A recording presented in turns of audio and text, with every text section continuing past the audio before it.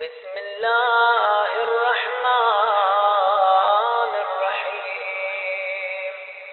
اللهم صل على محمد وآل محمد.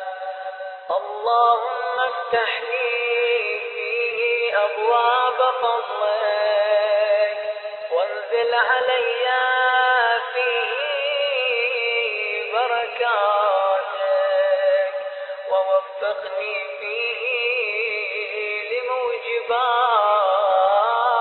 مرضاتك واسكنني فيه بحبوحات جناتك